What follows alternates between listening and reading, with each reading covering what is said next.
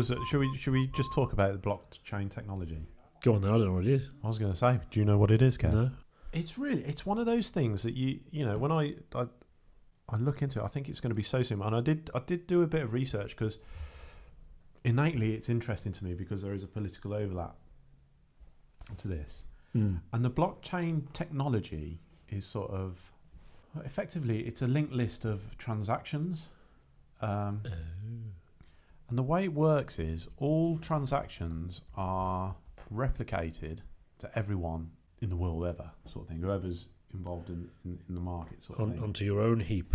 So if I give you a tenner, so you take £10 off my ledger or whatever, and put plus £10 on yours, but that's done on everyone's ledger. Yeah, they can see that money has moved. Yeah, and that means although we suggest it was like nefarious, dark money, it's actually incredibly. It's Yeah, we're only joking. Well, I mean, presumably, it can be dealers useful, and stuff like that use it because it's opaque in the sense that you can't see who's got what. Yeah. Or who's transferring money to who. But it's incredibly secure in the sense that you can't fraud the system. The ledger is kept everywhere, sort of thing. So it's like a distributed purchase ledger. The upshot of this is, normally, I mean, we do a bit of importing of goods, yeah. We have to tell our bank to send money to the Chinese company's bank, and then the Chinese company bank has to process it and then tell their bank, okay, you've got the funds. So I think you don't need any of that infrastructure. Yeah, you do the transaction and it happens in the network. The network, and it's recorded in a blockchain, in a block of transactions in the blockchain, and therefore it is sort of thing. That makes it a sort of a reality. So in that sense, banks are starting to look at this with a little bit of worry because it means, they are the gatekeepers to global trade in the sense that they process the payments. Yeah. But they would become irrelevant for that. Central banks looking at it are getting quite worried as well because central banks control the supply of money, but with Bitcoin and other monetary systems like that, what do you call it? What did they called it? Someone named it before, didn't they? Pseudocurrency or something. No, it's not that. It's whatever. Anyway, internet money, whatever you want to call it.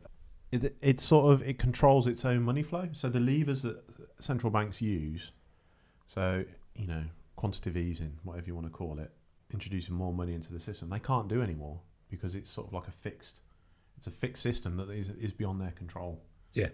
So they're looking at it quite closely, and I think a couple of the big American banks are really sort of spending a lot of money researching this because there's a very real chance that their stranglehold on the world currency, the world, literally, it could evaporate if it takes off. Yeah.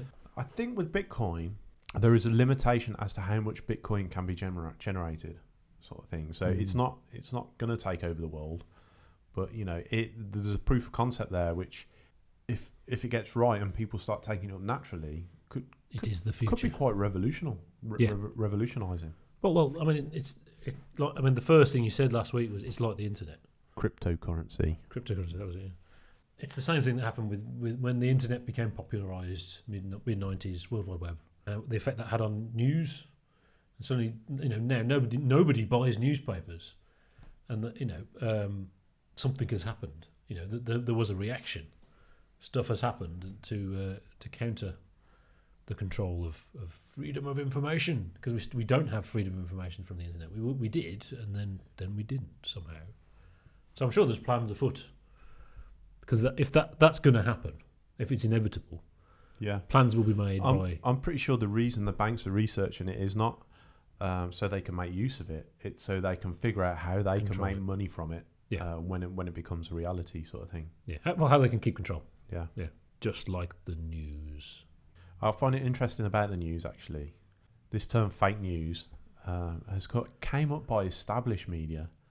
Well, it was post-truth, established politicians to sort of say, "There's this news out there which we're not in control of, which you shouldn't believe." Because it's fake. Yeah. And Donald Trump has flipped that on its head. Yeah, and he says, "Oh, you're fake news." Any news that comes from the established media is now called fake news. But that was the thing. It was post-truth. The real stuff was called post-truth, wasn't it? And that was the part. Trump was part of that. The whole doesn't matter if it's true. He said it now, so we have to take it seriously. Doesn't now it's true. He said it. Yeah. That thing. It's just catastrophic. It's ruined everything. And just from the easy manipulation of a zealous position, it doesn't matter which side you're on. It makes no difference. It's a zealous position. It was so easy to just say, but you're on this side, so you have to agree with me. And I'm just going to talk bollocks, and you're going to say yes. So we've talked about it. We don't want to talk about it again. Yeah, we've done that. Yeah, we've done that. I mean, we're not incredibly informed on it, but I mean, we just it is interesting.